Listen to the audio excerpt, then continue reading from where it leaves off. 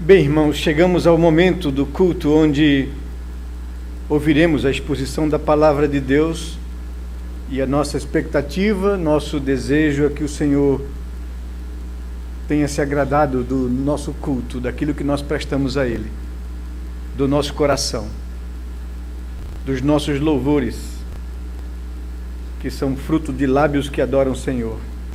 Quando Deus se agrada do nosso culto, da sinceridade do nosso coração, Ele manifesta a sua glória e fala com o seu povo. E vamos nessa expectativa abrir a palavra de Deus no livro da profecia de Daniel, no capítulo 1.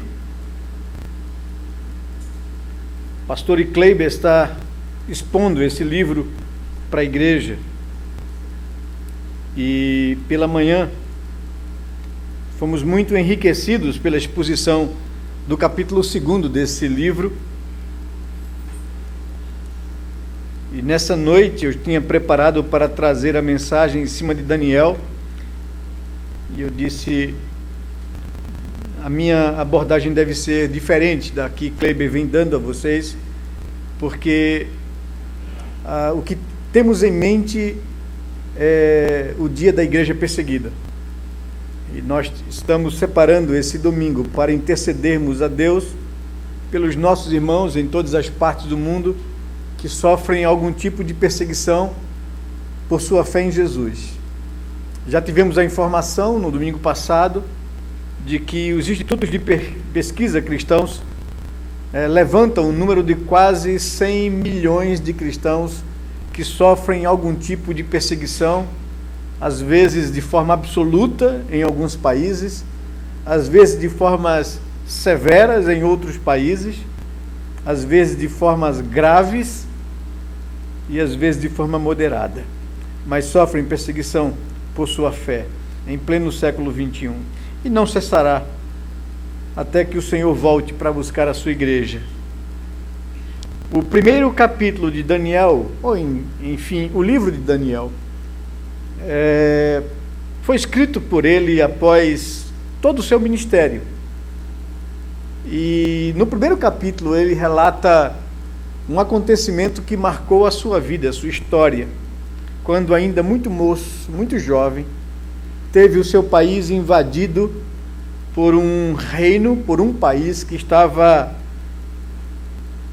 dominando o mundo e estabelecendo o império mundial, o Império Babilônico. E ele fala da destruição que houve em Jerusalém. E fala de como foi a sua experiência em ter sido levado cativo juntamente com outras 10 mil pessoas da nobreza, da realeza, de pessoas hábeis com alguma profissão. E o rei da Babilônia, Nabucodonosor, levou o melhor que tinha da sociedade de Israel, deixou somente em Israel o povo mais pobre e miserável possível, e impôs mais miséria ainda quando destruiu toda a cidade, alguns anos após, destruiu o templo que era a marca da presença de Deus no meio do seu povo, ferindo a confiança do povo no Deus de Israel. Destruiu os palácios reais, os prédios importantes de Jerusalém, destruiu todas as casas, incendiou a cidade e derribou os muros da cidade. Deixou a região desolada, colocou um governador seu após 3 reis em Israel, e a terra ficou destruída por quase 70 anos, enquanto o povo ficou cativo na Babilônia.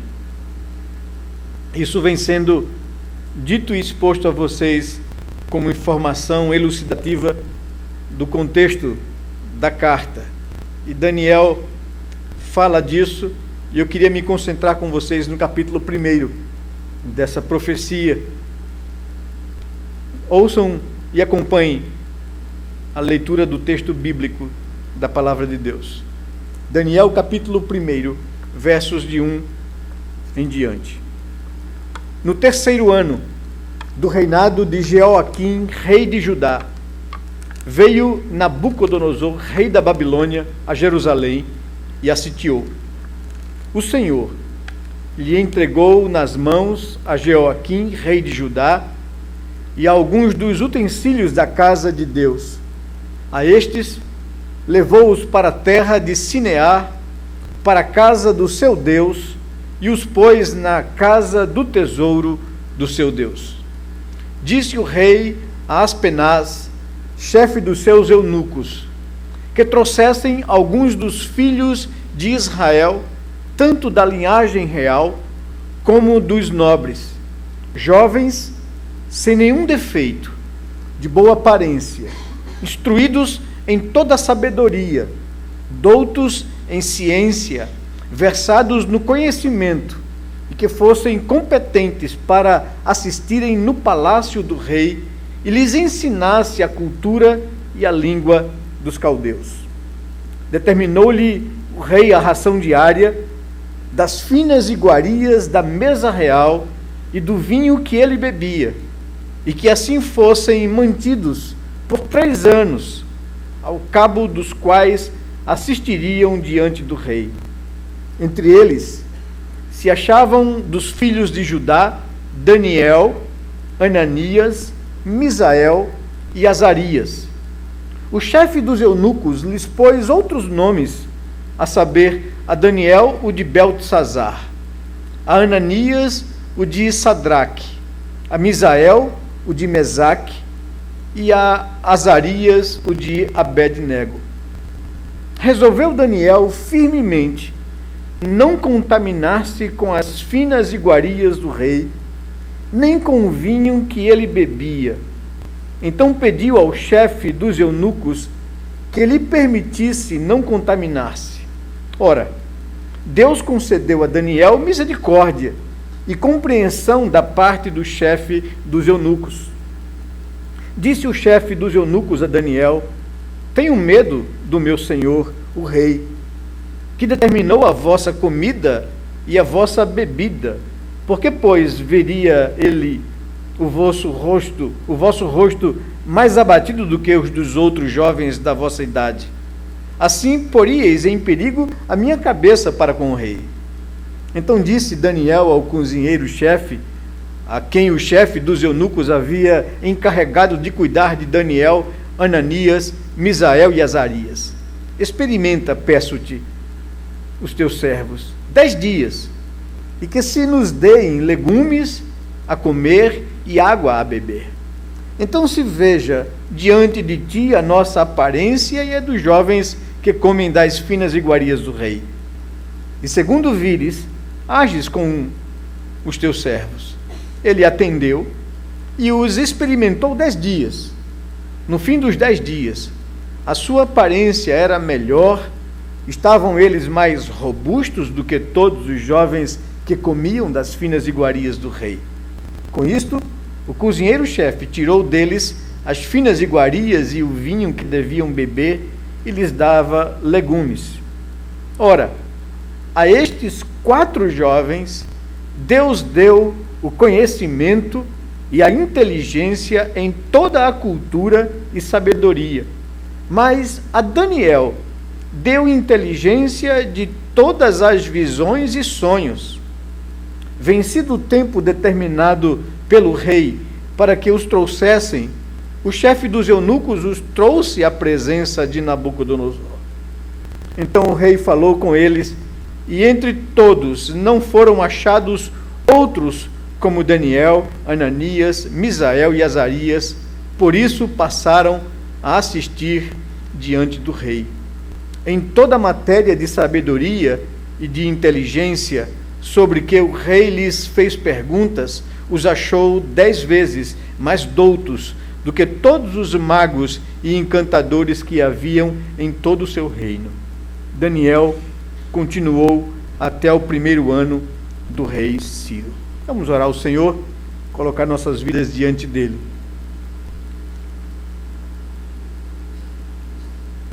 Pai bendito, nós louvamos o teu nome, Senhor. Somos demasiadamente agradecidos pelo teu amor manifesto às nossas vidas. Reconhecemos, Pai amado, a Tua bondade, a Tua misericórdia, a Tua graça derramada sobre nós, sobre nossas famílias, sobre nossa vida enquanto igreja. Porque conhecemos a nossa indignidade, somos pecadores diante de um Deus santo. E Tu, em Tua misericórdia, Senhor Deus, nos acolhestes em Cristo Jesus. Por isso Te louvamos, Te damos graças, por isso estamos aqui, Senhor Deus, para Te adorar. Nós não vimos aqui por causa de pessoas, nós vimos aqui por causa do Senhor. Temos consciência de que estamos diante do Rei da Glória. Tu estás aqui, Senhor Deus, no nosso meio. Coloca, pois, temor em nossos corações.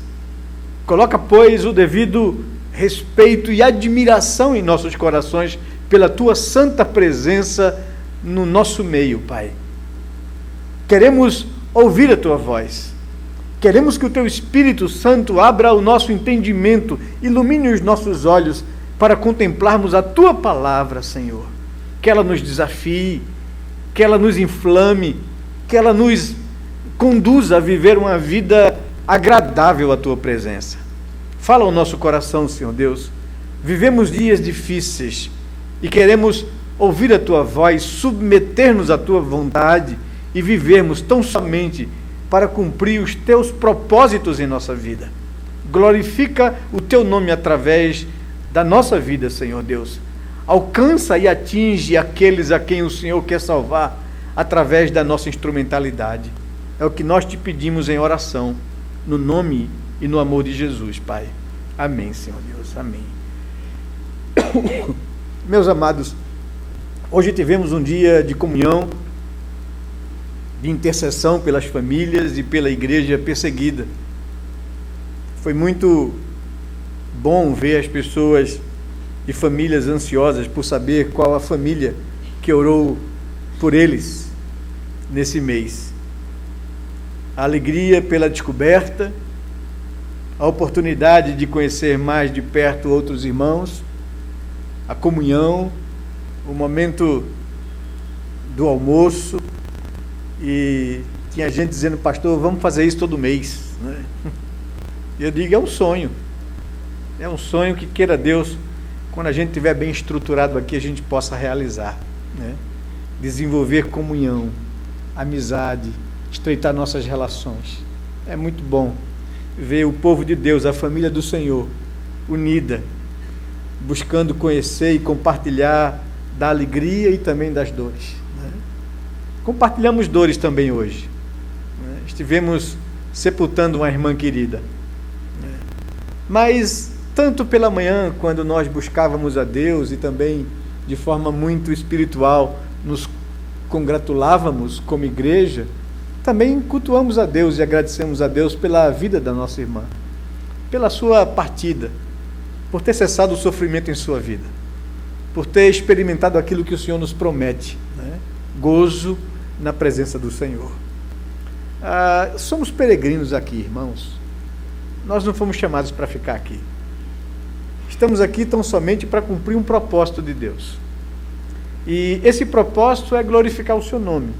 E aí vem o segundo motivo pelo qual eu escolhi o texto de Daniel para trazer a mensagem nessa noite. A igreja, como pregamos no domingo pela manhã, no domingo passado, uma das suas características como verdadeira igreja do Senhor é a perseguição.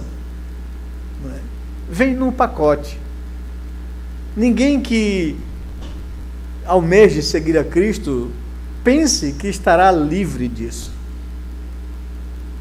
O Senhor Jesus declarou muitas vezes aos seus discípulos isso, preparando o coração deles. No mundo tereis aflições, mas não percam o ânimo, eu venci o mundo. Eu deixo-vos a paz, a minha paz vos dou. Não é a paz que o mundo oferece, é a paz do Senhor, que excede todo entendimento, não é? Por isso, diz Paulo, não andem ansiosos de coisa alguma, mas em tudo façam conhecida diante de Deus as vossas petições pela súplica com gratidão. E a paz de Deus, que excede todo entendimento, guardará o vosso coração e a vossa mente em Cristo. Isso são promessas para esses momentos difíceis, né? E aqui eu quero destacar a vida desses 4 meninos, desses 4 jovens. E olhe, eu quero que vocês compreendam que não são 4 judeus que foram levados tão somente para uma terra distante. O texto nos ensina que cerca de 10.000 foram levados juntamente com esses aqui. Esses eram 4 pessoas entre 10.000. Abram comigo a sua Bíblia no segundo livro dos Reis, que é o texto paralelo que se reporta a essa situação que Daniel traz na abertura do seu livro. Segundo livro de Reis, capítulo 24 e o capítulo 25 tratam com mais pormenor e com mais exatidão isso que Daniel resumiu no primeiro capítulo. Vocês vão ver que Daniel diz que foi no 3º ano do reinado de Jeoaquim que Nabucodonosor veio contra Jerusalém e a sitiou. De fato, o rei Jeoaquim, durante o seu reinado, ele foi dominado pelo Império Babilônico. Mas a destruição não veio de imediato. De fato, o Império Babilônico subjugou o Império do Reino do Sul de Israel, chamado Judá. Vocês têm conhecimento ou familiaridade de que a nação de Israel, após o reinado de Salomão, foi dividida entre 2 reinos. O reino do norte, com 10 tribos, que se rebelou contra a descendência natural de Salomão, e os seus filhos brigaram entre si. 2 tribos ficaram no sul, Judá e Benjamim, e as outras 10 tribos de Israel ficaram no norte. Jerusalém, capital do reino do sul, com Judá e Benjamim. E as 10 tribos estabeleceram em Samaria a sua capital. É nesse período que, dependendo do rei que assume o comando das nações do norte ou do sul, afastam o povo de Deus ou atraem de volta o povo a Deus. É nesse período que Deus levanta os profetas. Porque todas as vezes que o povo de Deus, por causa da maldade do rei e da sua prostituição com outros deuses, com outras culturas, levava o povo para longe do Senhor e atraía sobre a nação a ira de Deus, Deus levantava um profeta para chamar o povo ao arrependimento. A longanimidade e a paciência de Deus se esgotou com o reino do norte. E no ano 722, Deus mandou os assírios, que destruíram o seu povo e descaracterizaram Israel como povo de Deus. Mataram todos os homens, violentaram as mulheres, para terem delas, para engravidar essas mulheres e terem filhos mestiços. Uma estratégia de guerra, para que os filhos não se rebelassem futuramente contra o povo invasor e inimigo. Por isso que você encontra no Novo Testamento os judeus não se dando com os samaritanos, porque os samaritanos foram povo de Deus no passado. Eram as 10 tribos que se desviaram e que atraíram sobre si a ira de Deus, e que Deus permitiu que um povo ímpio dominasse, mas não só dominasse, mas descaracterizasse o povo de Deus, se misturando com outros povos. Restou o reino do sul, Judá e Benjamim. E é exatamente nesse contexto que Daniel se encontra. 589 a.C., 150 anos após a destruição do reino do norte. O reino do sul também havia se desviado de Deus.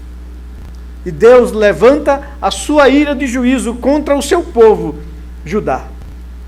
E levanta um reino inimigo, o Império Babilônico, que estava aterrorizando o mundo, dominando todos os povos.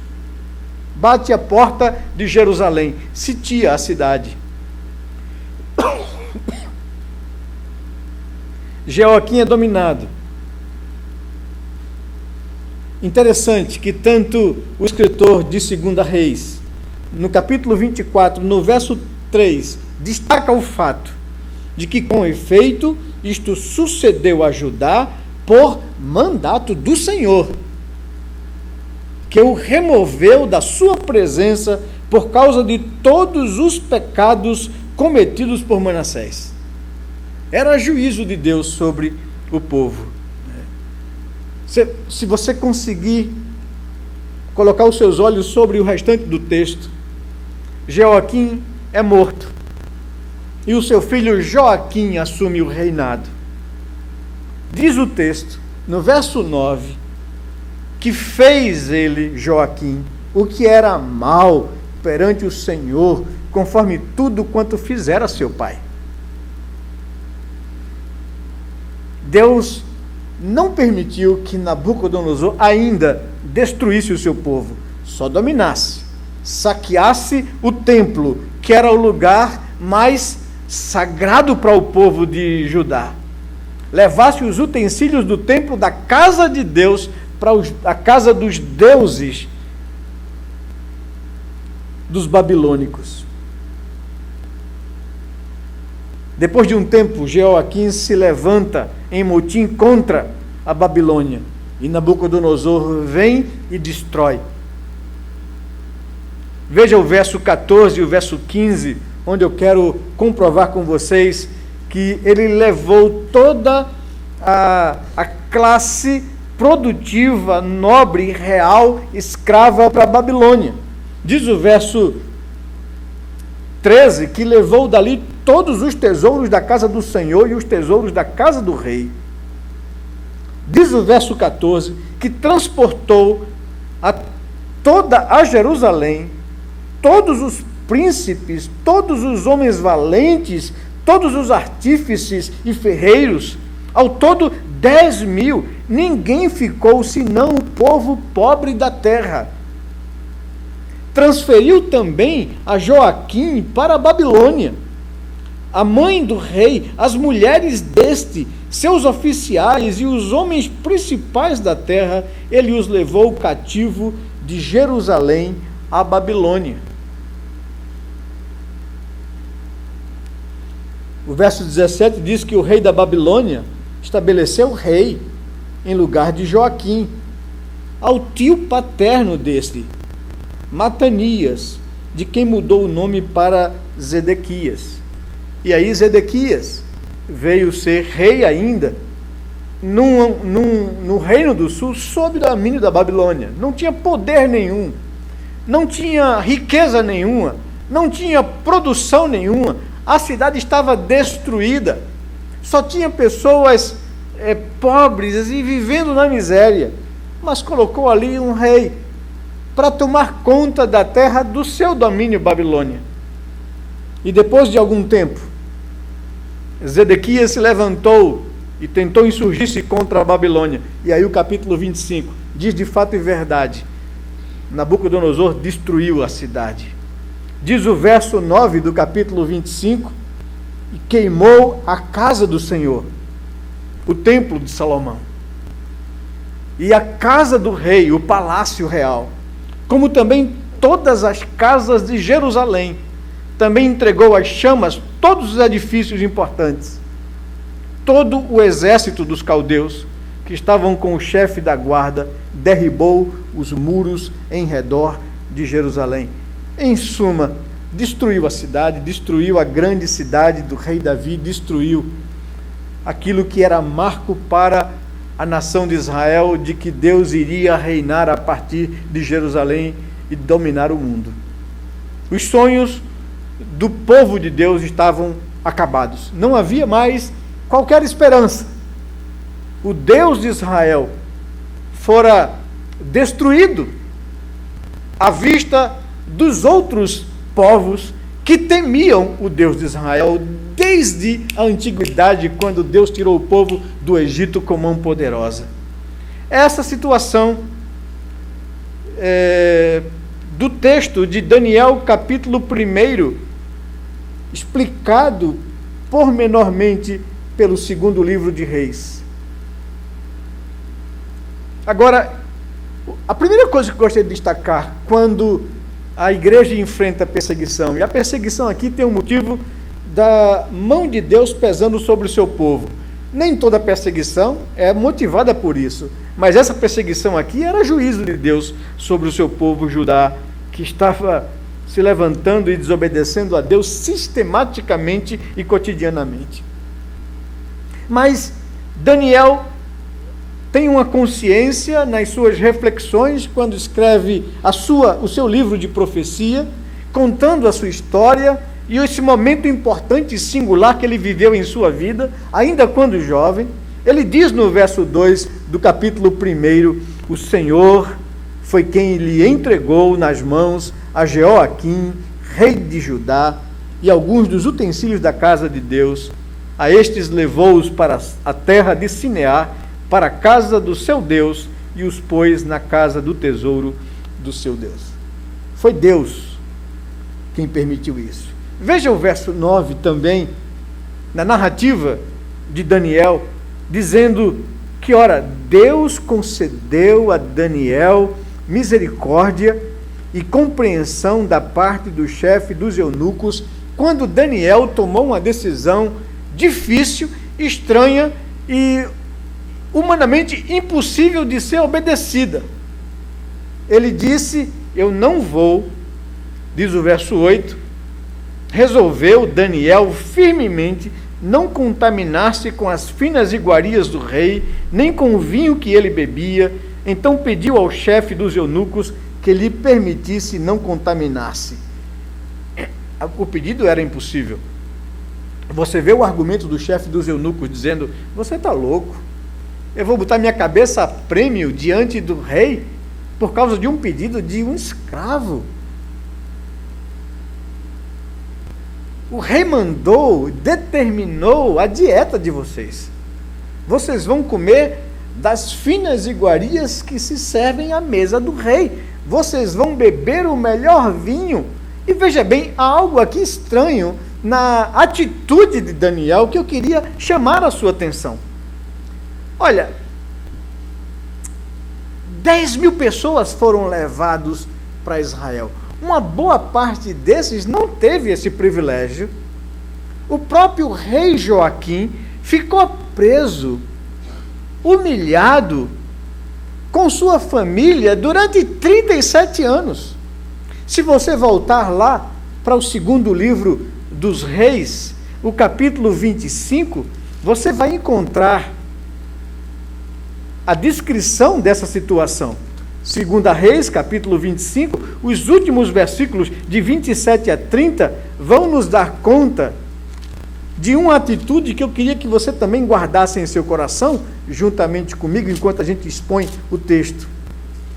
Segundo livro dos Reis, capítulo 25, verso 27, diz que no 37º ano do cativeiro de Joaquim, rei de Judá, no dia 27 do 12º mês, Evil-Merodach, rei da Babilônia, no ano em que começou a reinar, libertou do cárcere a Joaquim, rei de Judá.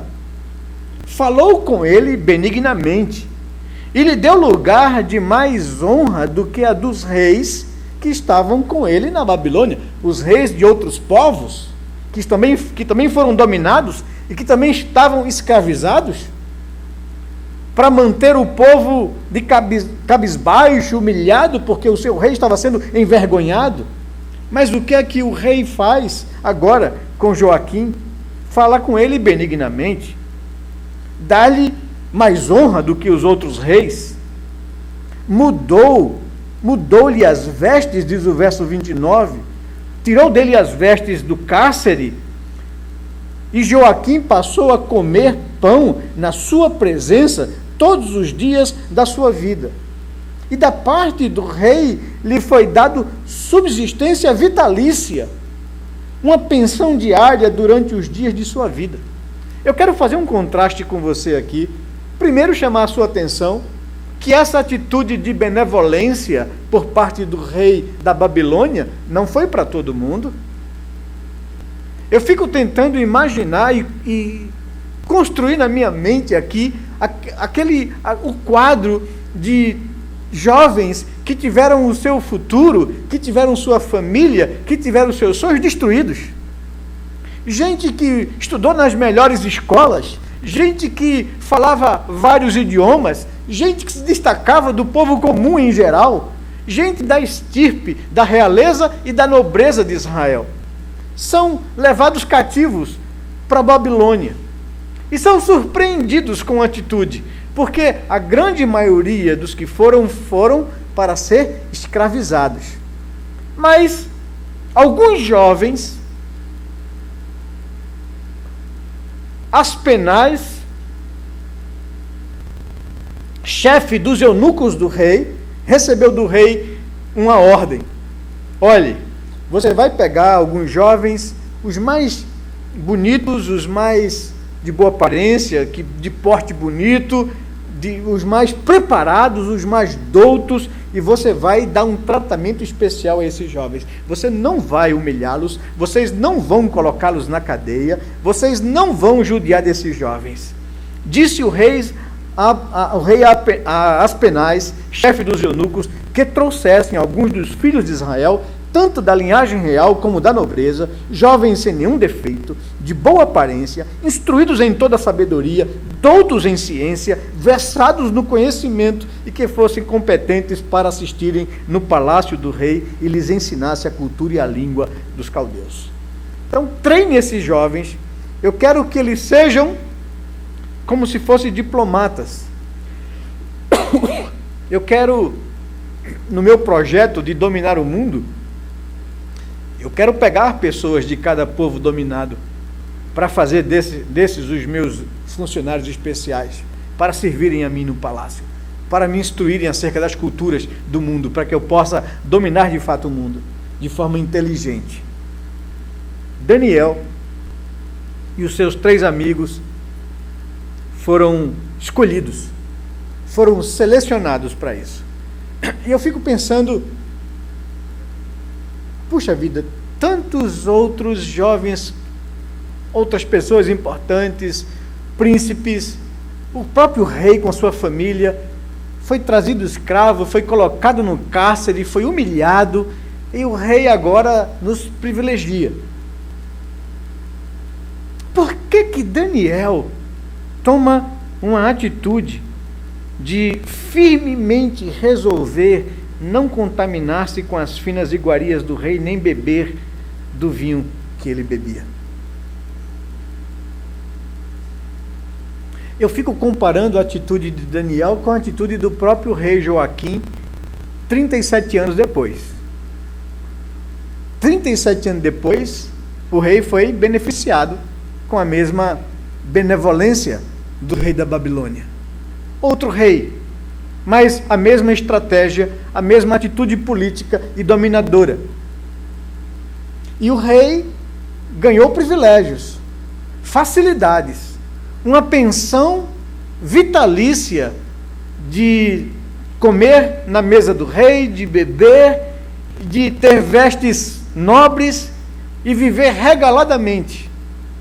E o rei de Israel, que deveria ser modelo para a nação, o rei de Judá, acedeu a isso, concordou com isso.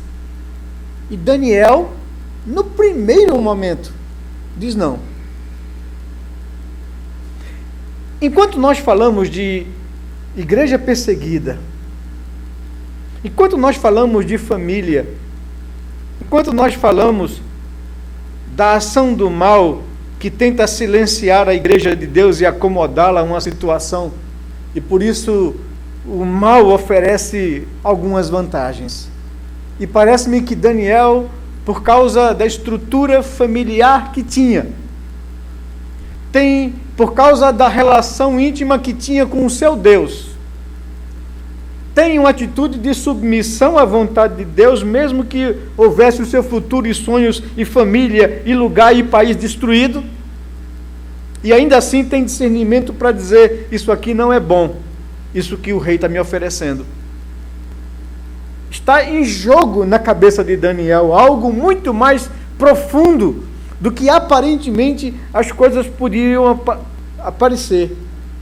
É interessante que eu fico pensando, se fosse na ênfase das teologias anunciadas hoje nos púlpitos das igrejas evangélicas brasileiras, Daniel poderia interpretar isso como sendo bênção de Deus. Ora, no meio de tanta dor, de tanto sofrimento, de tanta destruição, de tanta humilhação, Deus de repente é benevolente comigo, Ele está me abençoando, me favorecendo, me colocando no lugar de destaque, no palácio do rei, me dando a oportunidade de vestir as melhores roupas, me dando a oportunidade de comer das melhores iguarias, beber do melhor vinho, participar das festas do rei. Isso é bênção de Deus. A nossa teologia anunciada hoje, barateando o reino e os valores de Deus, diria: isso é bênção. E Daniel diz: não. Por trás disso tem alguma coisa muito mal. O que o rei da Babilônia quer de fato é comprar a minha consciência. Meu querido, nós vamos ser atingidos pelo mal, pelo diabo, pelas suas hostes, de duas maneiras. Ou vai vir ferro em cima da gente, perseguição feroz e violenta, com o intuito de fazer silenciar a igreja, de fazer com que a igreja se aquiete, se acovarde, silencie, se omita, ou por outro lado, virá benesses, fazendo com que a igreja se acomode, que a igreja negocie, que a igreja não seja ousada para desafiar o erro e o mal por causa daquilo que ela pode perder. Daniel percebe isso e toma uma firme decisão: não me contaminar com as finas iguarias do rei. O rei representava o mal, o diabo, tentando descaracterizar Daniel, descaracterizar aqueles jovens. Daniel tinha uma consciência de que se ele acedesse a essas facilidades, ele mesmo sendo um judeu, começaria a se vestir como um babilônico, começaria a gostar das festas da Babilônia, da boa vida da Babilônia, do bom vinho da Babilônia, da boa comida da Babilônia, das dançarinas do rei nas festas do palácio. Ele começaria a se acostumar e a se acomodar com o que o mundo oferecia para ele. E ele perderia a sua identidade. Mesmo sendo ele judeu, passaria a pensar como um babilônico, a se comportar como um babilônico, a agir como um babilônico. E Daniel tem essa tirada, esse discernimento. E eu fico pensando nas nossas vidas hoje, meus queridos.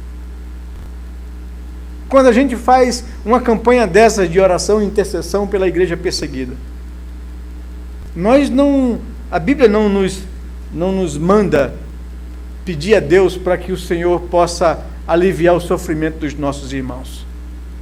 Nós vimos isso no domingo passado, quando pregamos em cima do texto de Atos capítulo 4. Quando inaugurou-se a perseguição contra o cristianismo. Quando Pedro e João foram presos por fazer o bem a um homem.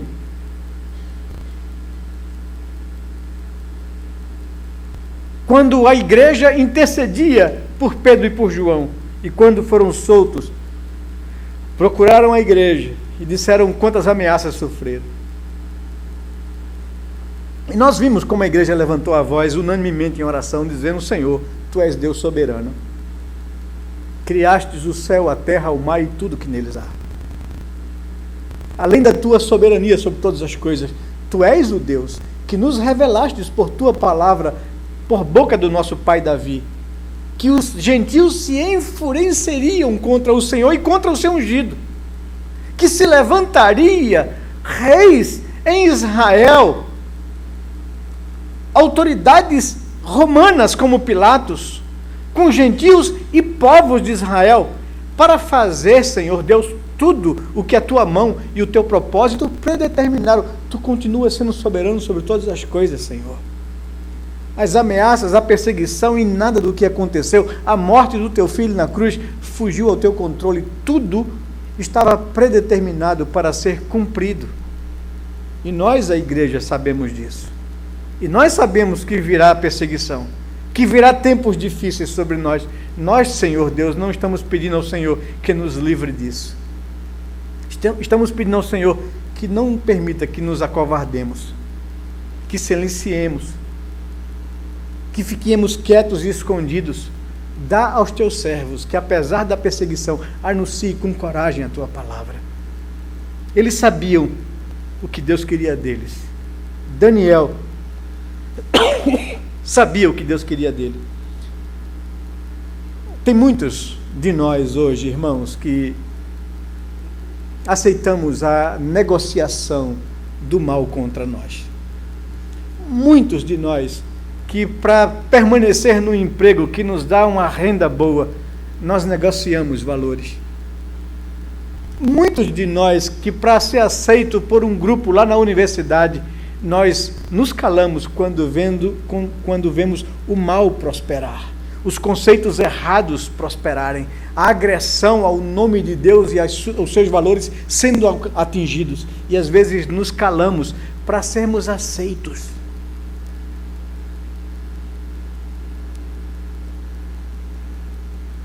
O mal, ele ataca de dois lados, de duas vertentes. Ou é perseguição violenta que ameaça a nossa vida, ou é facilidades que nos compromete a integridade.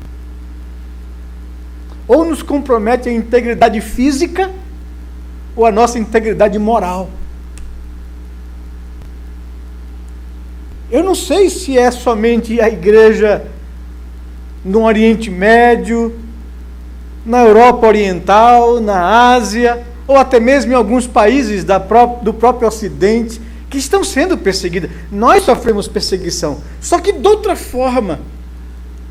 E uma perseguição tão velada que muitas vezes nós somos alcançados e atingidos por ela. E nos conformamos com um mundo que agride a Deus, a sua glória, ao seu reino, aos seus valores, e nós silenciamos, acomodamos, concordamos para não perder status ou privilégios. Daniel tem discernimento. E só tem discernimento porque ele tem um ensino. Isso não nasce por acaso. Ele vem de uma família que lhe dá esse sustento moral e esses valores cristãos bem sedimentados em sua vida. Ele se mantém firme porque ele sabe no Deus que ele crê. Ele tem comunhão com Deus. Nós vimos também no domingo passado que uma das características de um verdadeiro cristão é a consciência da sua miserabilidade diante de um Deus santo. É o lamento e o choro por essa condição. E quando ele se sente consolado pelo consolo que vem da cruz, e quando Deus lhe concede o reino em decorrência da sua atitude de reconhecimento da sua miséria, ele passa a ser manso no trato com Deus. Ou seja, ele é uma pessoa que recebe de Deus o bem e o mal, como diz Jó. É uma pessoa que Daniel, talvez, e certamente pela sua própria conduta e caráter e comportamento, era uma pessoa íntegra, no meio de uma nação corrompida e sob juízo de Deus. Mas Daniel sofre as consequências da impiedade do povo. Daniel tem a sua vida destruída, seus sonhos destruídos, as oportunidades de vida destruída. Mas Daniel não se rebela contra Deus, não se revolta contra Deus, não questiona a justiça de Deus. Daniel simplesmente se submete a Deus. Ele tem consciência, como a igreja do Novo Testamento tinha, que Deus continua sendo soberano e tendo controle de todas as coisas. Ele continua crendo, e essa é a sua convicção, como João expõe no capítulo 5 de Apocalipse, que o livro da história da humanidade está na mão de Deus, que Deus tem controle sobre todas as coisas. E por isso, ele não questiona. E por isso, ele não se rebela. E por isso, ele não reclama de Deus. Ele se submete mansamente, com a cerviz quebrantada, a um plano de Deus, porque ele confia em Deus e sabe que nada daquilo que aconteceu foge ao controle de Deus. Nabucodonosor, Belsazar, Dario, Ciro não tem poderes nenhum que Deus não permita. É a consciência de Jesus diante de Pilatos, quando diz: você não quer me responder às perguntas que eu te faço? Você não me teme? Não sabe que eu tenho poder de vida e morte sobre você? E a resposta de Jesus é simples para ele: nenhum poder terias se do alto não te fosse concedido. De fato é verdade o que o profeta diz: a mão do rei, de qualquer rei, a vida do rei está na mão do Senhor, e é o Senhor quem inclina para um lado ou para o outro. Daniel tem plena consciência de que tudo aquilo que aconteceu, de que a invasão a Jerusalém, que a destruição da cidade, do templo, a destruição do seu povo, do seu país, não fugia ao controle de Deus. E por isso Daniel estava à disposição de Deus. Por isso Daniel acolhe mansamente toda aquela desgraça. Por isso que Daniel se mantém firme em suas convicções, sabendo o que estava em jogo. O que estava em jogo? O rei Nabucodonosor queria comprar a minha consciência. Queria que eu cedesse essas facilidades. Eu não vou comer das finas iguarias do rei. Eu não vou beber do vinho do rei. Eu não vou sentar à mesa com o rei. Eu não vou participar das festas do rei. Eu não vou ver as dançarinas do rei se expor sensualmente. Eu não quero isso para a minha vida. Eu quero me manter firme com o meu Deus. Eu quero buscar o meu Deus com uma dieta alimentar simples. Não vou deixar me encher do vinho da Babilônia. Eu prefiro tomar água. O que Deus faz quando tem pessoas desse porte espiritual diante dele? Deus abençoa, Deus favorece. Pastor Kleiber, hoje pela manhã, expôs com clareza o versículo 21, aqui explicando do capítulo 1. Daniel continuou até o 1º ano do rei Ciro. Vocês sabem o que é isso, meus queridos? Daniel passou por 4 gerações de reis e de impérios dominando sobre aquela terra. Daniel, vocês conhecem muito bem a exposição do capítulo 2, que foi exposta hoje pela manhã, quando Deus honrou a Daniel e colocou a Daniel nos lugares mais excelentes possíveis. Ele continuou governando toda a Babilônia, porque foi fiel a Deus, porque era um instrumento valioso e precioso nas mãos do Senhor. Deus usou Daniel e honrou Daniel, porque Daniel não negociou a sua consciência com o que o mundo propunha para ele. Daniel se manteve firme em suas convicções. Daniel continuou reinando, poderoso, ainda quando Nabucodonosor foi rei na Babilônia. Depois que ele morre, humilhado, porque queria se exaltar diante de Deus, o seu filho Belsazar assume o trono e Daniel continua Daniel. Depois vêm os medos e dominam sobre os babilônicos, e o rei Dario, medo, domina, e Daniel continua sendo honrado e em posição de destaque.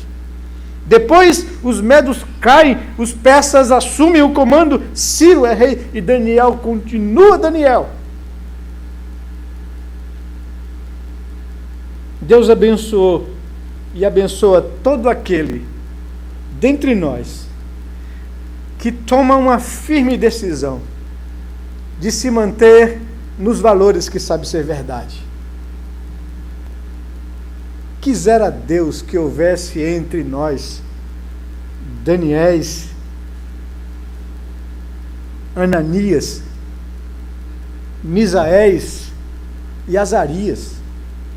Quisera Deus que nós fôssemos firmes em nossas convicções para não negociar com aquilo que o mundo nos oferece e coloca em risco a nossa dignidade cristã, coloca em risco o nosso chamado cristão. Tantas vezes. E eu me lembro da carta de Paulo a Timóteo, a sua última carta. Pesaroso, preocupado com o futuro da igreja, chamando Timóteo a assumir uma postura de coragem e não se esconder, porque muitos outros, juntamente com eles que foram líderes da igreja, haviam apostatado da fé para salvar a sua pele diante da perseguição. E ele diz: Timóteo, Deus não nos tem dado espírito de covardia, mas de poder, de coragem, de amor e de equilíbrio, de moderação diante das dificuldades. Irmãos, eu queria que vocês soubessem que nós deveríamos viver a nossa vida preparando o nosso coração para dias difíceis. Porque a Bíblia diz que no final dos tempos serão dias difíceis. E a perseguição física, que coloca em risco a integridade física da igreja, tem algo a trazer de bom para a igreja. Porque ela purifica a igreja. No sentido de que só permanece quem de fato tem convicção e compromisso com Deus.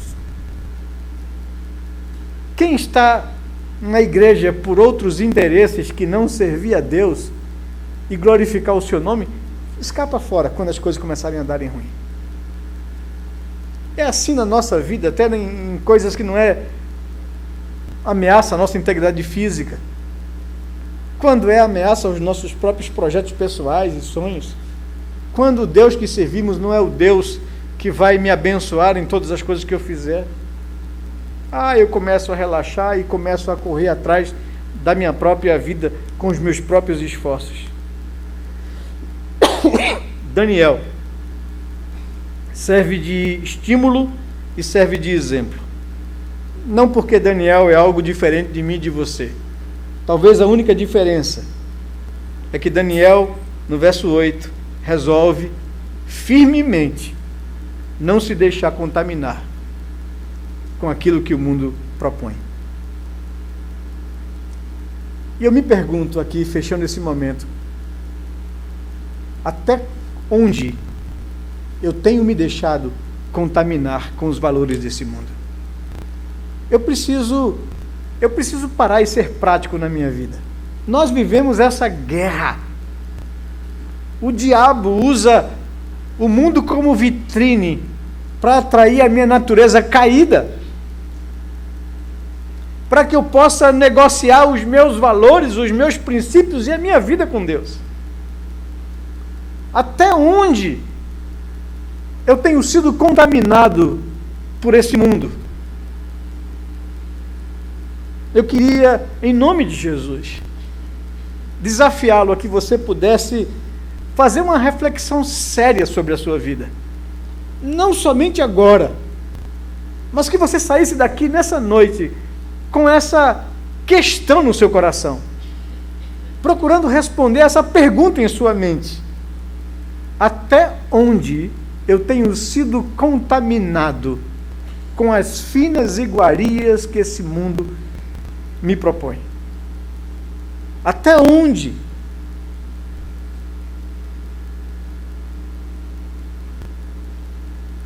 Será que Deus aprova a vida, a minha conduta nesse mundo?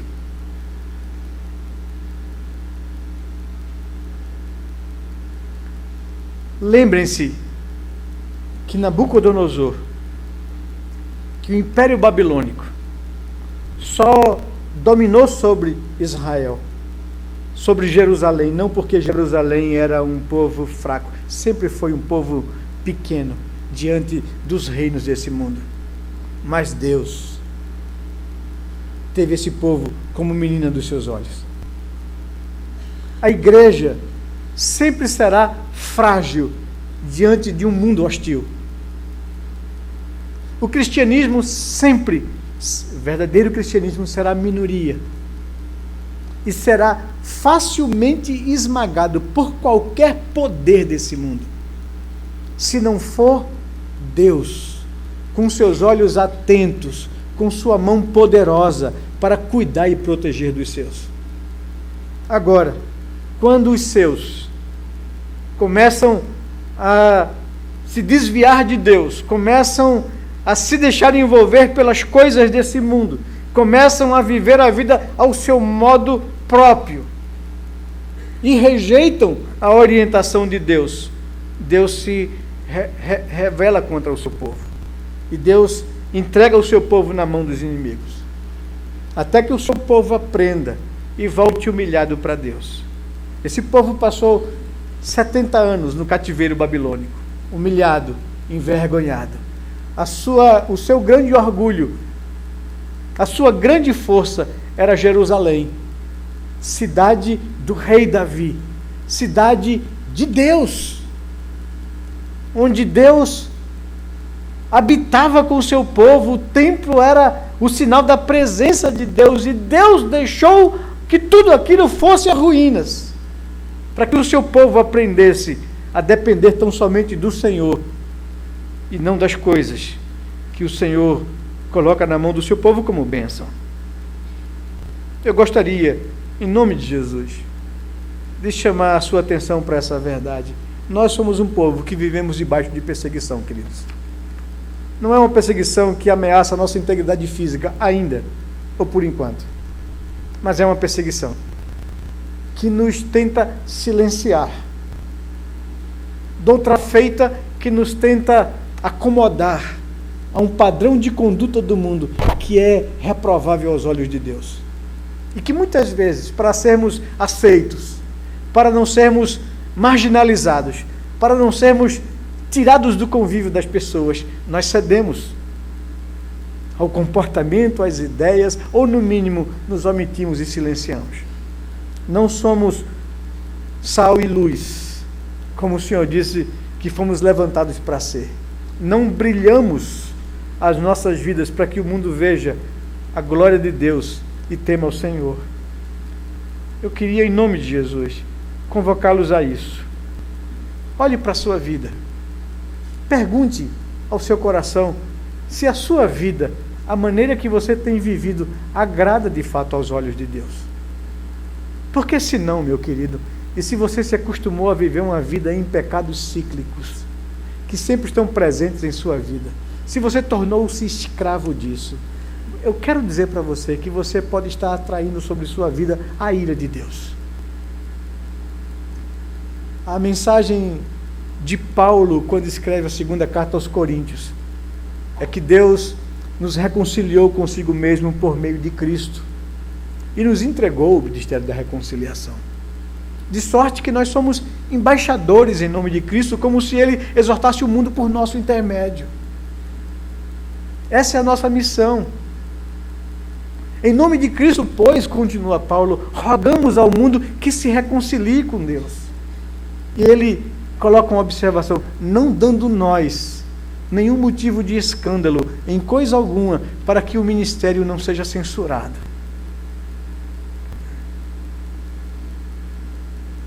E Paulo diz: nós convidamos as pessoas a não rejeitarem a graça de Deus, a não endurecerem o coração contra a graça de Deus. E isso eu quero aplicar não às pessoas de fora, mas à nossa vida.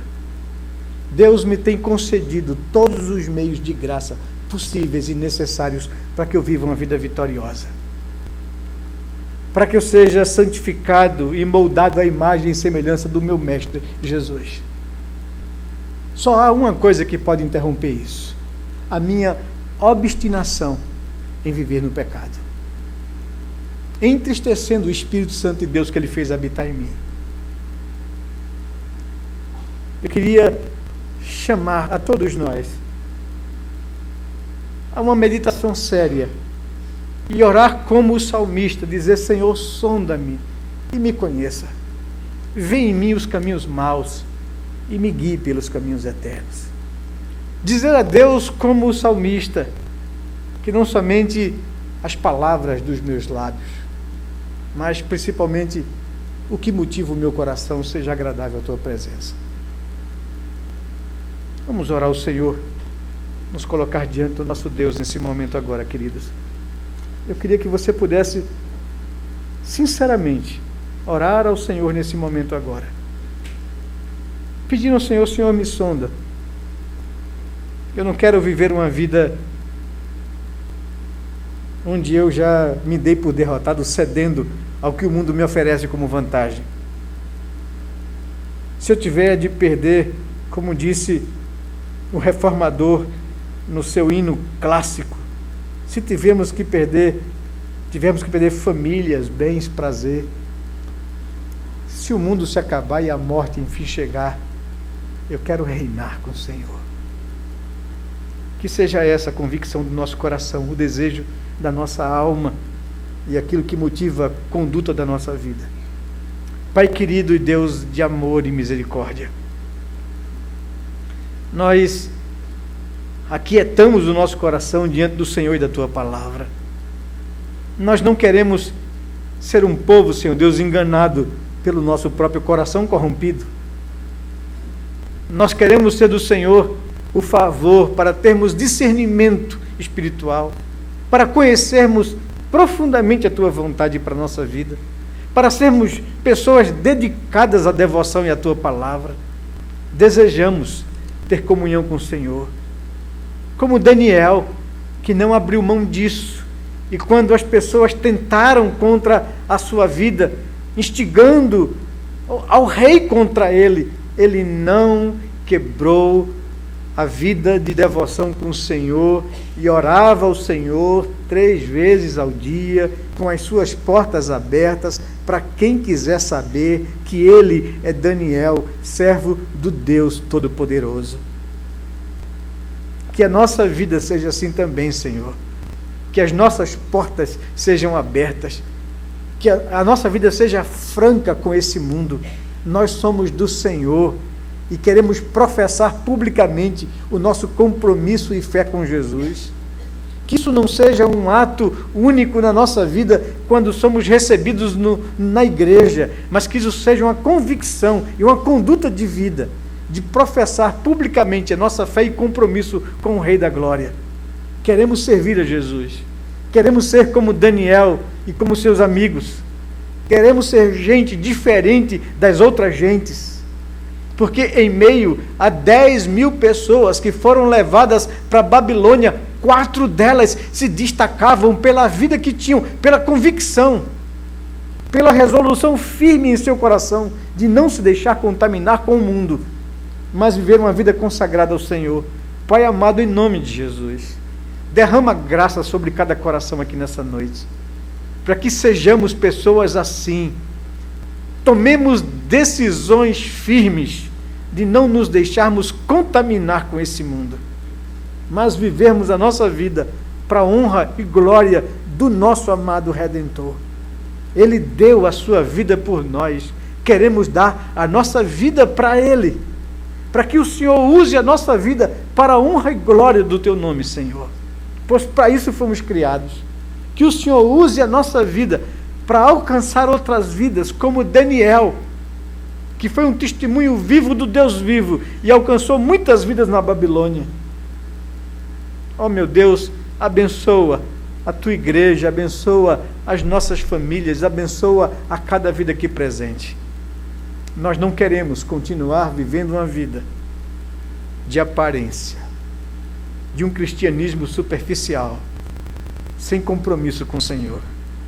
Queremos viver vidas profundas contigo, Senhor.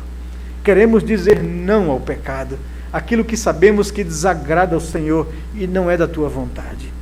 Queremos viver vidas santas, vidas consagradas ao serviço do Senhor. Queremos ser instrumentos na mão do nosso possuidor, instrumentos de transformação nesse mundo, Senhor. Faz assim com cada vida aqui presente. Perdoa os nossos pecados, lava-nos com o sangue de Jesus, derrama sobre nós tua graça e favor, renova-nos com teu Espírito, Senhor Deus. É o que nós te pedimos em nome do Senhor Jesus, a quem queremos servir e dar a Ele toda a honra, toda a glória e todo o louvor. É em nome do nosso amado Redentor que te pedimos assim, Pai.